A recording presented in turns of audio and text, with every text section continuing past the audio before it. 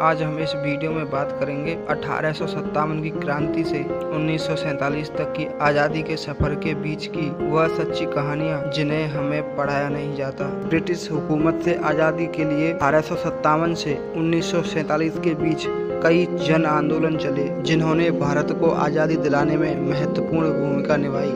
इन्हीं सब घटनाओं में से हम उन 11 घटनाओं पर बात करेंगे जिन्होंने भारत की आज़ादी की नींव रख दी। सन 1857 का विद्रोह। 1857 का विद्रोह मेरठ में सैन्य कर्मियों द्वारा ईस्ट इंडिया कंपनी के विरोध में शुरू हुआ था। यह प्रहार अंग्रेजी हुकूमत पर इतना करारा लगा कि यह तेजी से कई राज्यों में फैल गया।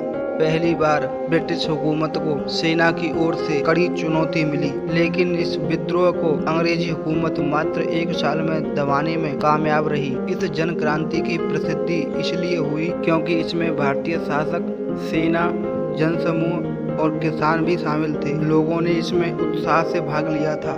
इस विद्रोह को इतिहासकारों ने भारतीय आज़ादी का पहला संग्राम कहा था। भारतीय राष्ट्रीय कांग्रेस की स्थापना। इस संस्था का मुख्य लक्ष्य मध्यम वर्ग के पढ़े लिखे लोगों के विचारों को आगे लाना था।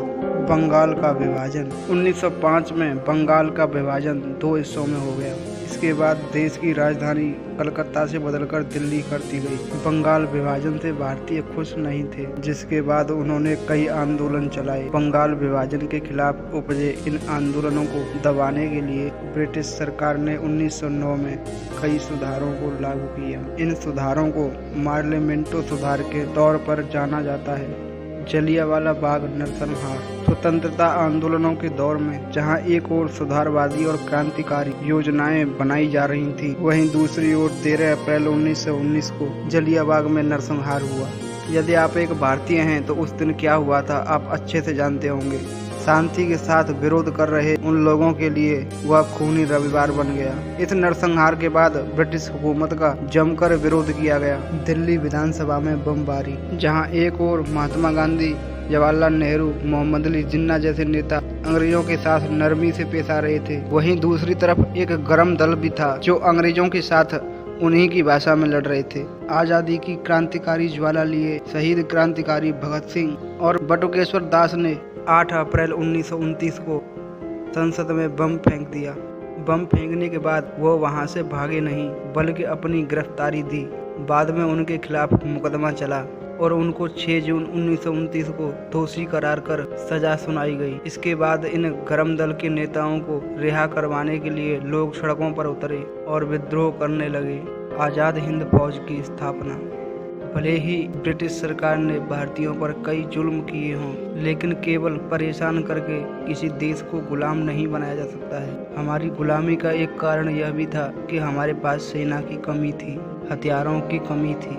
इस बात से सुभाष चंद्र बोस अच्छी तरह से वाकिफ थे कि यदि इतने बड़े देश को आज़ादी पानी है तो इसके लिए बहुत सारे हथियारों की आवश्यकता पड़ेगी। इसलिए सुभाष चंद्र बोस ने 21 अक्टूबर 1943 को आज़ाद हिंद फौज का गठन किया और खुद इसके कमांडर बन गए। इस फौज की प्रसिद्धि इतनी बढ़ गई कि कई शक्तिशाली देशों जैसे Germany, Italy, Japan, Philippines, Korea, चीन और आयरलैंड ने इसे मान्यता दे दी। इसके बाद भारत सैन्य ताकत से मजबूत बन गया।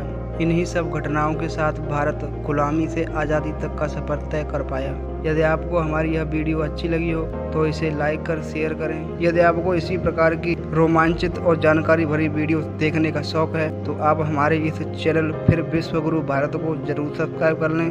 आज के वीडियो में बस इतना ही। तो मिलते हैं ऐसी ही जानकारी भरी एक और वीडियो में। तब तक के लिए जय हिंद, जय भारत, एक कदम अखंड भारत की ओर।